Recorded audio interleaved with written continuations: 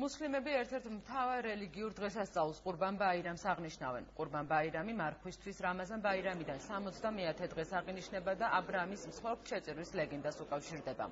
ბაირამი დღეიდან 3 დღის განმავლობაში გაგრძელდება და მას საქართველოში მცხოვრები მუსლიმებიც განსაკუთრებული რიტუალებით შეხვდებიან. მუსლიმ მორწმუნეებს დღესასწაულს მთავრობის წარმომადგენლებიც მიულოცავენ.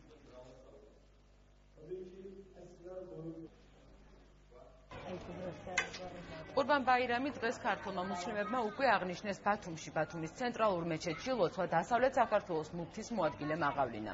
მეჩეთში აჭარის მინისტრთა კაბინეტის წევრებიც იმყოფებოდნენ. სადღესასწაულო ლოცვის მსურველები მეჩეთმა ბერს ამჯერად დაიდია. ამიტომ მუსლიმთა ნაწილმა ლოცვა მეჩეთის მიმდებარე ქუჩაზე აღავლინა. ამ დღეს მსხვერპლშეწირვისთვის ტრადიციულად რამდენიმე მუსლიმი ოჯახი იკრიბება და პირუთს კლავს. რის შემდეგაც ისინი სასაფლაოზე მიდიან. დღესასწაული 3 დღე გრძელდება.